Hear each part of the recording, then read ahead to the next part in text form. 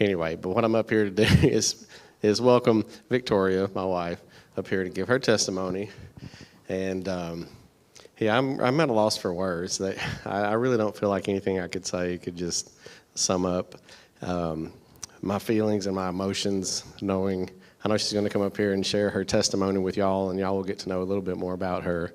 But there's things that I know about her that I get to hold in my heart and take with me for the rest of my life that nobody else will know. And the same thing for her. She carries bits and pieces of me that nobody else gets to know. We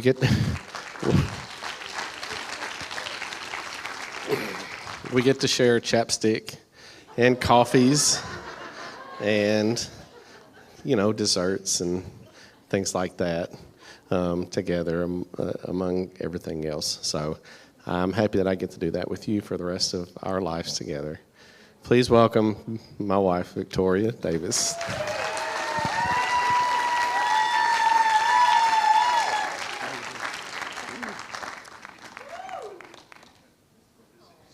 Thank you. It's actually unflavored chapstick. I'm so glad that I have this opportunity to be able to share my testimony. I'm grateful that we serve a God who does not waste a hurt, and everything that we feel like is meant to destroy us is actually used to glorify Him. So I'm a little bit nervous, but y'all just bear with me. And I do have to read it, otherwise I'll rabbit trail, and we'll be here until midnight talking about who knows what. No, we won't. No, Pastor Jeff will sit down there and cut me off. Okay, so Genesis 5:20 says, "You intended to harm me, but God intended it all for good. He brought me to this position so I could save the lives of many people." I'm a grateful believer in Jesus Christ who has struggled with rejection, depression, pregnancy loss, anxiety, and divorce, and my name is Victoria. Hi. I was born September 19th, 1988 in Albuquerque, New Mexico, into a very dysfunctional family. My mom was an amazing Christian woman who loved fiercely but struggled with health problems, being passive and not standing up for herself. My earthly father was a man with many demons who struggled with being verbally and physically abusive toward my mom, my sisters, and I. When I was 7 years old, my mom moved me and my sisters to live with my grandma in Dallas, Texas. She told my dad that we were just going to visit, which wasn't unusual, but this time was different because she had no intention of going back. We spent a lot of time hiding from my dad. We moved several times, and I even remember one time we had to leave town for weeks and weeks. At some point, he did quit showing up in town looking for us. This was such a relief, and it seemed like life was starting to resemble normal. But in November of 1999, when I was 11 years old, my mom passed away after a lifetime of health problems. I can still vividly remember the morning she passed away, crying out to God to please, please not take her. I struggled with being mad at God. Why would He give my mom the strength to leave my dad and start a new life only to take her away? My grandma took over the responsibility of caring for us girls, and I know that that was not easy, and we didn't do much to help with it. I spent the next few years trying to find my place. I'd always struggled with fitting in. I think the trauma from being rejected or not good enough for my dad planted a seed that would take root and bloom into full-on people-pleasing. A lot of the time, I hung out with my older sister, who introduced me to drugs, alcohol, and finding acceptance with men. I lost my virginity at age 12 to a friend of my sister, someone I didn't even know. We snuck out of the house a lot together and definitely put ourselves into some sketchy situations. In hindsight, I can think of many times where we could have been in real danger or at least in really serious trouble. When I was 14, my sister was sent to a facility for troubled teens, and I was back to finding my place. My grandma eventually started going back to church. I would go, but I still had some built-up walls over things I had been through. Youth group was just a place to go and hang out. Around this time, I met my first boyfriend. We were sexually active, and before long, I became pregnant with my son. 2 months after my 15th birthday, Christian was born.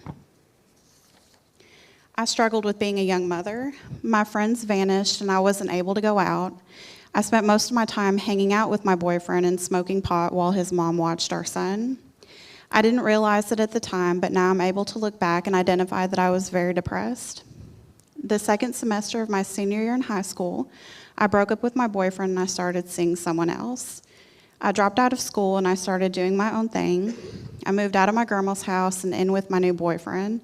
I was young, rebellious, and thought I had it all figured out. I don't think any of y'all have ever been there. Around this time, my grandma moved to Jonesboro. She was from this area and wanted to be closer to my aunt because she was getting older and knew that she would need the help. The guy I was seeing treated me awful, and one day I'd had enough.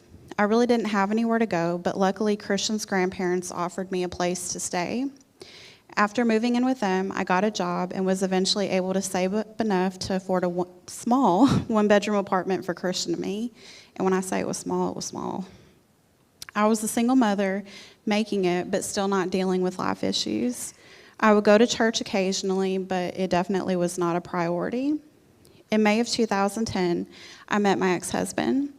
He had his own struggles, and we were the Webster's definition of fire and gasoline. He cheated on me all the time from day one, and I came up with excuses for why it was okay. In September of 2010, I learned I was pregnant. I went in for a routine appointment, and they told me that either my dates didn't line up or that my pregnancy wasn't progressing like it should. They told me to come back a few days later to have another scan. When I went back, I found out that I was in the process of miscarrying. I was heartbroken. A lot of people would say insensitive things like, well, at least it was early, or don't worry, you can just try again. I'm sure they meant well in some way, but what people don't realize is that from the moment a woman finds out she's pregnant, she's already planning her child's life. About 8 months later, I found out that I was pregnant again. The baby was a boy, and we would be welcoming him in early June. I was over the moon excited. On May 29, 2012, I woke up at 38 weeks pregnant thinking I was in labor. I went to the hospital a short time later and learned that something was seriously wrong. I was rushed back for an emergency C-section, and because of the circumstances, there was no time for spinal anesthesia, and I was immediately put to sleep. I remember waking up in recovery a short time later, looking over and seeing our baby boy in his dad's arms. It was such a relief. Almost at that same moment, the doctor came in and the look on his face was undeniable. Those words, "I'm so sorry, we did everything we could," will forever be etched in my memory. My sweet Seth Kaysen silently entered the world at 9:56 a.m. 7 pounds, 3 ounces, and 19 3/4 inches of perfection. There I was, heartbroken again. Leaving the hospital without my baby was truly one of the worst experiences of my life. The next few weeks were such a blur. Family came and left, flowers came and wilted. My ex-husband and I decided to start going to church together. As a child, I had given my heart to the Lord, but I was never sure that I knew what I was doing. So in April of 2013, I rededicated my life to the Lord, and as a couple, we were baptized together. In June of 2013, we got married and settled into our new normal. The Lord is faithful, and in September of 2013, He sent us our rainbow after the storm. Sophia Jade was born beautiful and healthy. We were absolutely smitten. And if you've met Sophia, she's also kind of a storm. Also, I need to back up. Something else happened that year. At the end of January 2013, I got a phone call that I had known I would one day get, but definitely was not prepared for. I grew up being very bitter and resentful toward my dad. I had told myself that when I found out he was gone, that I wouldn't care. Boy, was I wrong. I got a call that my dad had passed away alone.